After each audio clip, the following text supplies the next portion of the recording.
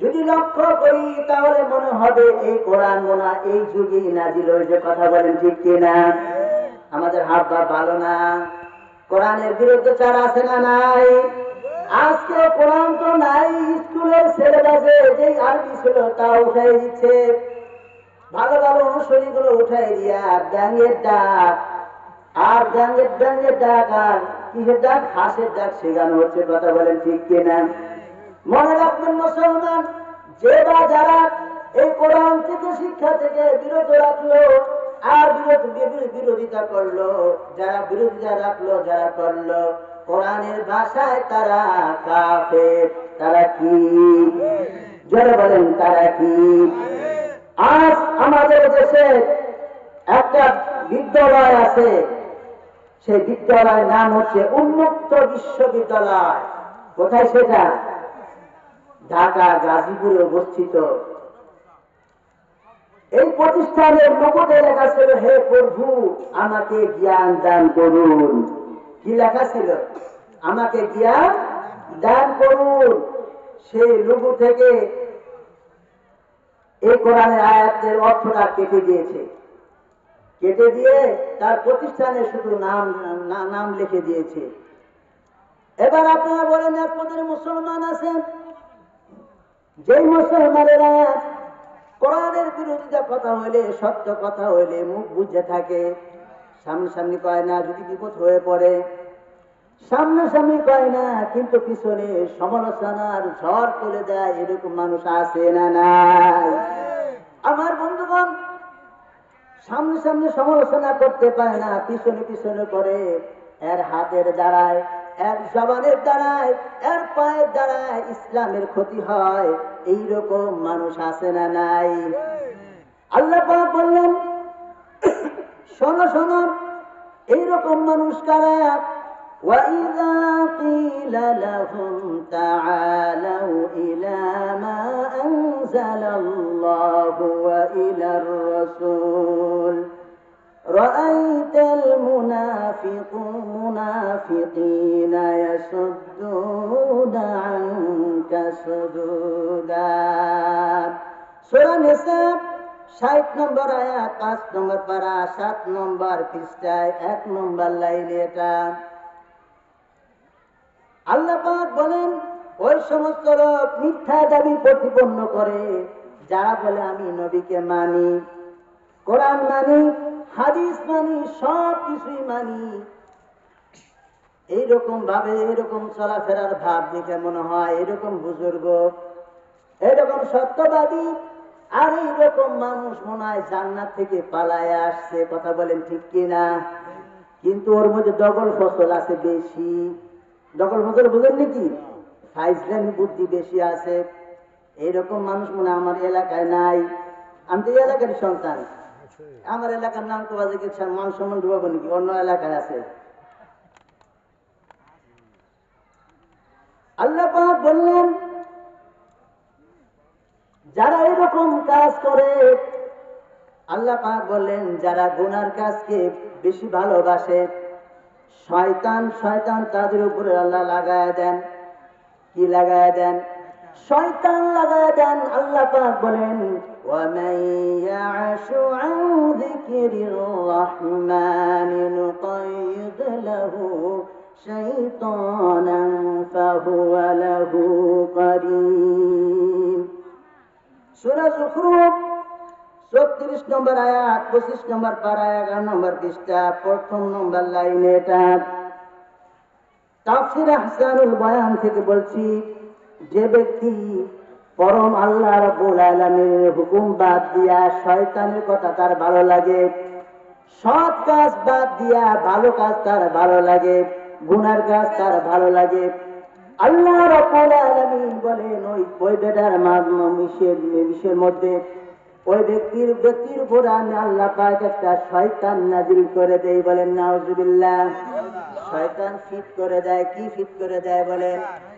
শয়তান ফিট করে দেয়। এই শয়তান কি করে? যত ভালো কাজ আর যত খারাপ কাজ আছে, এই খারাপ কাজের ভিতরে অলংকার দিয়া, মজা দিয়া, অলংকার দিয়া, মজা দিয়া, আকর্ষণ দিয়া তাদের সামনে ধরে। আর তারাই বলে এইটাই মনে হয় সবচেয়ে ভালো, আর সেই অনুযায়ী কাজ করে। আর তারা বলে আমি হক পথে আছি, আমি হক পথে আছি, আমার দায়ী ঠিক। এরকম মানুষ আছে না নাই? আমার বন্ধুগণ, তারা বলে এটাই ঠিক। আল্লাহ রাব্বুল আলামিন বলেন এই ঠিক মনে করে তারা যাদের জীবনকে অতিবাহিত করে, জীবনকে চালায়, জীবনকে চালাইতে চালাইতে এক সময় তাদের মৃত্যু এসে যায়। আল্লাহ পাক বলেন ওয়াহাক্কা আলাইহিমুল কাউল, তাদের জীবনকে তারা ক্ষতিগ্রস্তের মধ্যে ঠেলে দিল। আর ক্ষতিগ্রস্তের মধ্যে ঠেলে দিল তার মানে হচ্ছে সারা জীবন সেই লোকটা জাহান্নামে যাবে। বলেন না নাউযুবিল্লাহ। কোথায় যাবে বলেন? জাহান্নামে যাবে। এবার আপনারা শুনুন, কাফেররা বেঈমানেরা তারা বলল কোরআন শোনা যাবে না। লক্ষ্য করে শুনতে হবে, বুঝতে হবে ভাইজান আমার, কোরআন শোনা যাবে না, কোরআন শুনতে দেওয়া যাবে না। এই ভাষণ কার? আবু জেহেলের, উতবা সাহেব আর শয়তানের গোষ্ঠী। কোরআন তারা শুনতে দেবে না। কিন্তু আল্লাহ রাব্বুল আলামিন চাইলেন প্রত্যেকটা আদম সন্তানের কানের গহ্বরে কোরআনুল কারীম শোনার জন্য তাগিদ দিয়েছেন। বলেন সুবহানাল্লাহ। আল্লাহ পাক বলেন وَإِذَا قُرِئَ الْقُرْآنُ فَاسْتَمِعُوا لَهُ وَأَنصِتُوا لَعَلَّكُمْ تُرْحَمُونَ। আল্লাহ রাব্বুল আলামিন বলেন সূরা আরাফ 9 নম্বর পারা 204 নম্বর আয়াত 15 নম্বর পৃষ্ঠা 11 নম্বর লাইনে। এটা তাফসীরে আবু বকর জাকারিয়া থেকে বলছি। আল্লাহ রাব্বুল আলামিন বলেন শয়তান চায় তোমাদের কোরআন শুনতে দেবে না, কোরআনকে তোমরা শুনবে না, কোরআনের আওয়াজ যেন তোমাদের কান পর্যন্ত না পৌঁছায় যায়। ও দুনিয়ার মানুষ শুনে রাখো, তোমাদের সামনে আমার নবী যারা কোরআনুল কারীম তেলাওয়াত করে, যখন তোমাদের কর্ণবহরে পৌঁছে যায় যে কোরআনুল কারীম তেলাওয়াত করতেছে, তোমরা চুপ থাকো। তোমরা কি থাকো? চুপ থাকো। আর কোরআন চুপ করে শোনো। শোনার কারণে আমি আল্লাহ পাক তোমাদের উপরে দয়া নাজিল করে দিব। সুবহানাল্লাহ। এবার এইদিকে বলে শয়তান বলে শুনো না, ওইদিকে বলে কি বলে? আল্লাহ পাক বলেন শোনো। শুনলে তোমাদের উপরে দয়া করা হবে, তোমাদের উপরে করুণা করা হবে। বলেন না সুবহানাল্লাহ। আমার বন্ধুগণ, আসুন আমরা একটু জিকির করি লা ইলাহা ইল্লাল্লাহ, লা ইলাহা ইল্লাল্লাহ, লা ইলাহা ইল্লাল্লাহ, লা ইলাহা ইল্লাল্লাহ, লা ইলাহা ইল্লাল্লাহ, লা ইলাহা ইল্লাল্লাহ মুহাম্মাদুর রাসূলুল্লাহ সাল্লাল্লাহু আলাইহি ওয়াসাল্লাম।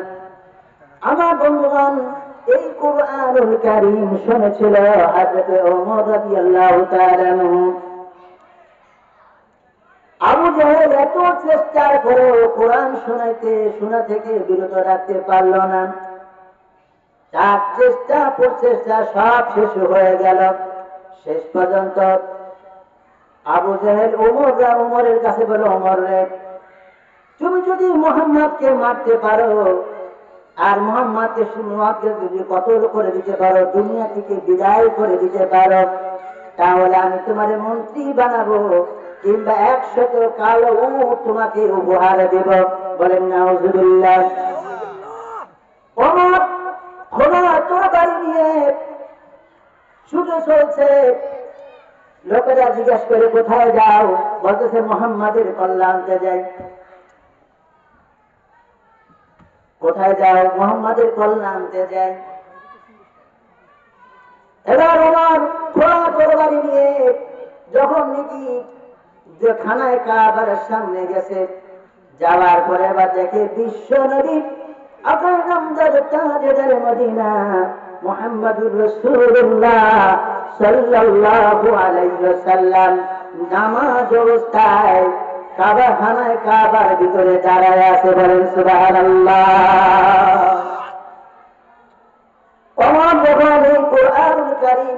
শুনতেছে শুনতেছে মনের মধ্যে স্প্রিয়া জেগে গেছে, এত সুন্দর কথা, এত সুন্দর বাক্য মোহাম্মদ পাইল কোথায়? জীবনতে স্কুলে পড়ে নাই, জীবনতে কোন কারো কাছে কফারি বাতাসা কিছু শিখে নাই, শিখছে নাকি? কিন্তু এত সুন্দর সুন্দর কথা কিভাবে সে বলেন? আমার মনে হয় ভূতে শিখায় দেয়। আপনি বলেন কিছু শিখায় দেয়? ভূতে শিখায় দেয়? নামাজের ভিতরে নবীজি কোরআন কারীম তেলাওয়াত করলেন, তিনি পড়ে নিচ্ছিলেন, তেলাওয়াত করতেছিলেন, ইন্নাহু লাকাউলু রাসূলিন কারীম। বলেন আল্লাহু আকবার। আমার বন্ধুগণ, নবীজি বলতেছিলেন এই কোরআনের সম্মানিত রাসূলের মুখ দিয়া যিনি বের করে দেন তার নাম কি? বুঝেন নাই? আল্লাহ বলতে কি লজ্জা লাগে, ভয় লাগে? এই কথাগুলো বিশ্ব নবী মুহাম্মদুর রাসূলুল্লাহ সাল্লাল্লাহু আলাইহি ওয়াসাল্লামের মুখ দিয়ে যে বের করে দেন তার নাম কি? আবার জোরে বলেন, তার নাম কি? শাহাদাত আঙ্গুল উঁচু করে বলো, তার নাম কি? আল্লাহ পাক যখন এই কথা শোনার সাথে সাথে, রাসূলের এই কথা শোনার সাথে সাথে তিনি আশঙ্কে গেলেন, কিরে আমার মনের কথা মনে যায় না ফেলল, এই কি অবস্থা? এমন হয় মোহাম্মদ কবি হয়ে গেছে। কি হয়ে গেছে? মোহাম্মদ কবি হয়ে গেছে। রাসূল তারপরে আয়াত তেলাওয়াত করলেন, রাসূল পড়ছিলেন, তেলাওয়াত করছিলেন, ওয়া মা হুয়া বিকাউলি শাইর কালিলাম মা তুমিনুন। সুবহানাল্লাহ। তখন পড়তেছিলেন, ইহা কোন কবি রচনা নয়, আমরা অল্পই বিশ্বাস করি, এটা কবির কোন কথা নয়, আমরা বিশ্বাস করি না। তাই আজকে আমার বন্ধুগণ, আমরা যারা ওয়াজ শুনতে এসেছি, আমরা যারা এসেছি তারা কিছু কথা শুনবো, কিছু কথা মানবো। আমরা তো সবাই এসেছিলাম, কিন্তু একদল মানুষ ওই রাস্তায় চিল্লাপাল্লা করতেছে। কোথায় চিল্লাপাল্লা করতেছে? রাস্তার ধারে চিল্লাপাল্লা করতেছে। এক হাজি হজ করতে গেছে খানায় কাবার সামনে, ওই রাস্তায় তিনি যাতায়াত করে, একটা সিএনজি আলা ডাক দিছে, ভাই এদিক দাঁড়াও, ভাই কোথায় যাবেন? খানায় কাবায় যাব। তো আমাকে নিয়ে যাও। উঠছে সেখানে, ওঠার পরে এবার বলতেছে, ভাই এখানে আপনি ড্রাইভারি করেন, বাঙালি মানুষ, কত বছর ধরে ড্রাইভারি করেন? 12 বছর। কত বছর? 12 বছর ড্রাইভারি করে। ভাই হজ করছেন কয়বার? বলছে একবারও না। একবারও না। ভাই কেন করেন না? সময় পাই না। কি পাই না? সময় পাই না। এই যাত্রী টানতে টানতে ছুটে আবার যাত্রী হয়ে যায়, নিয়ে যায়, এরকম করতে তো সময় হয় নাই। বন্ধুগণ আমার, মনে রাখবেন ইজ্জতের মালিককে, নেক আমল করার তৌফিক কে দেন?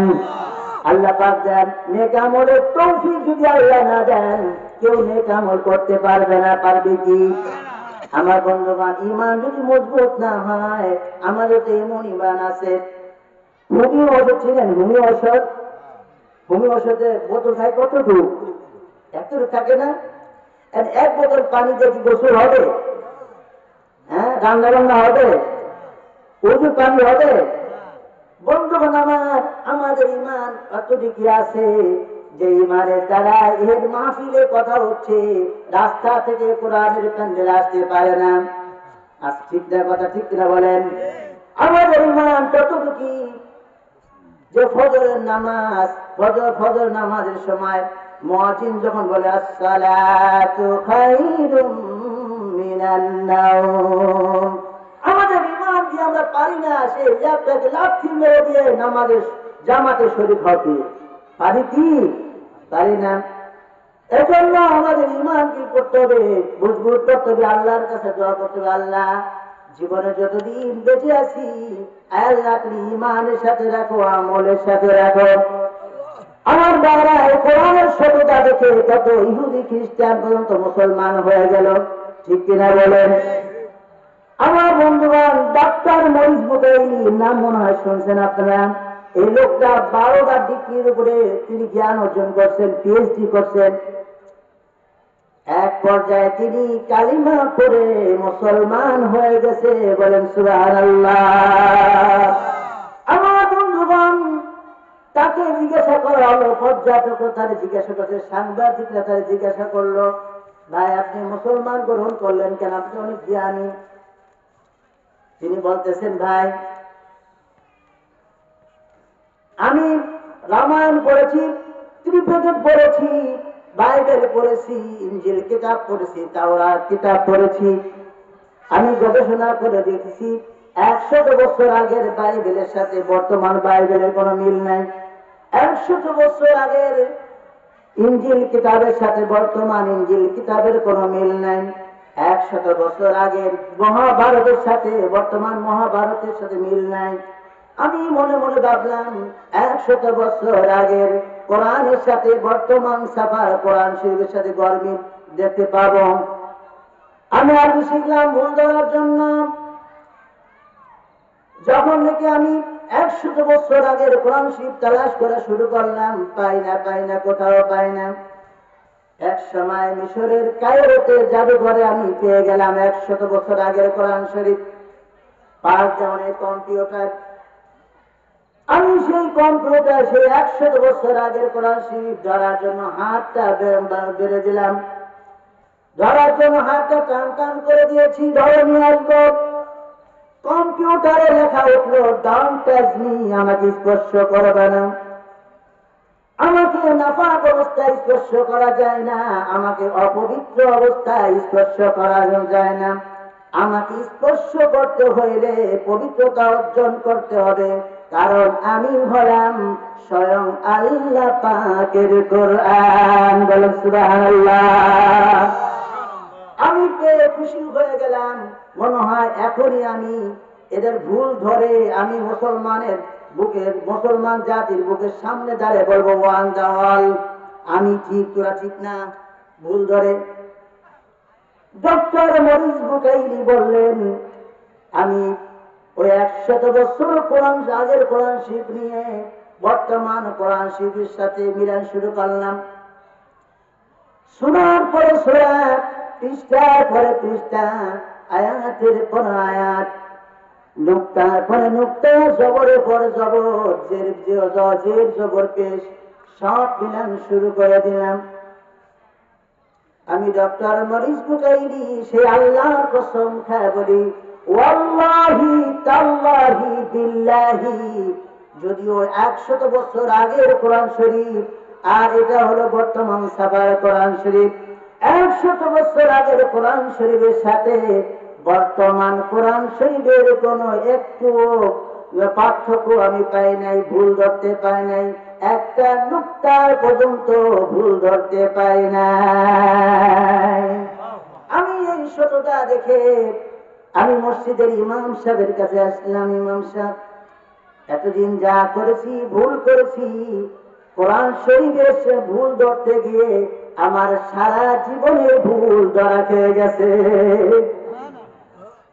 ইমাম সাহেব, আমি আর নাস্তিক থাকলাম না, খ্রিস্টান থাকলাম না, ইহুদি থাকলাম না, মুশরিক থাকলাম না, আজ হতে আমি মুসলমান হতে চাই।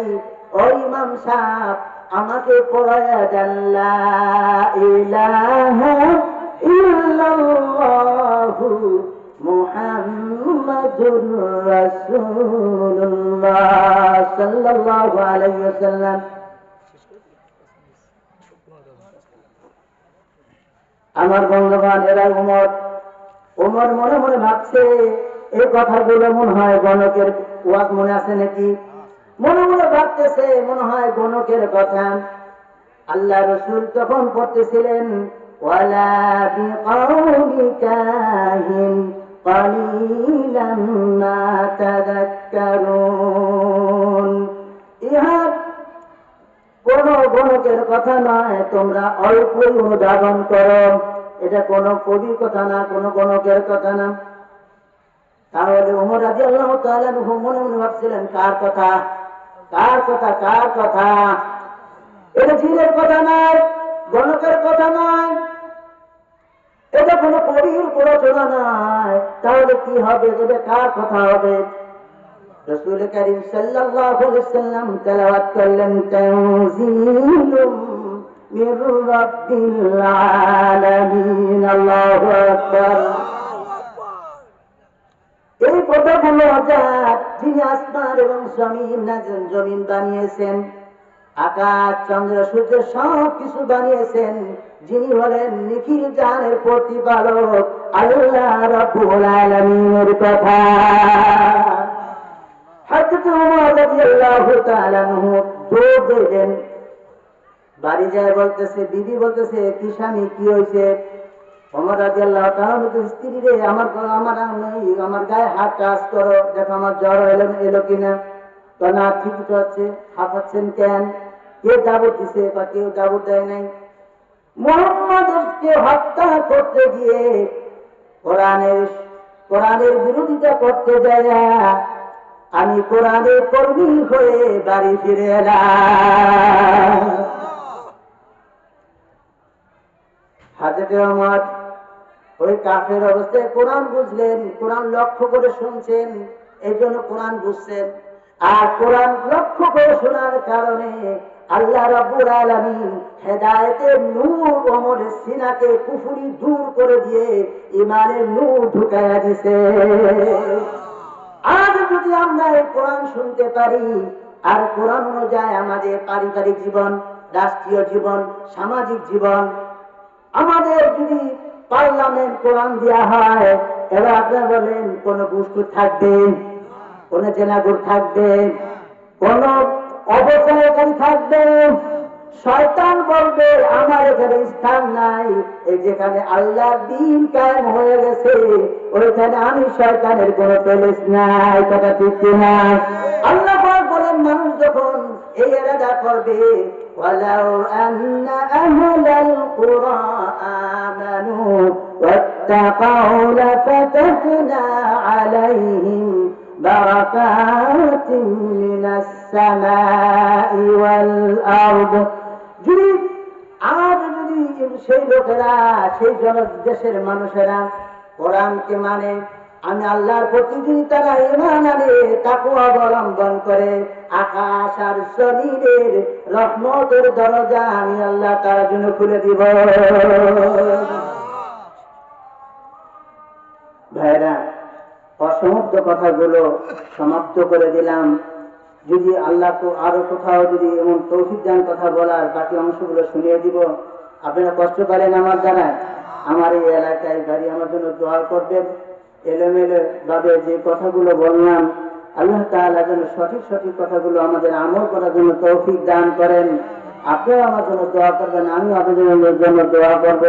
আল্লাহ তাআলা সবাইকে যেন আবার একখানে হয়ে, নয় দুনিয়াতে আর নয় জান্নাতের বাগানে একসাথে থাকার জন্য তৌফিক দান করেন। বলেন আমিন। ওয়ামা আলাইনা ইল্লাল বালাগ। আসসালামু আলাইকুম ওয়া রাহমাতুল্লাহি ওয়া বারাকাতুহু। আলহামদুলিল্লাহ, হযরত আমাদেরকে মূল্যবান নসিহত শুনিয়েছেন। আল্লাহ তাআলা কাছে আমরা দোয়া করি যাতে করে আমরা কথার উপর আমল করতে পারি। সম্মানিত রাজবাসী, এখন এশার আজান হবে। আজানের 15 মিনিট পর জামাত হবে।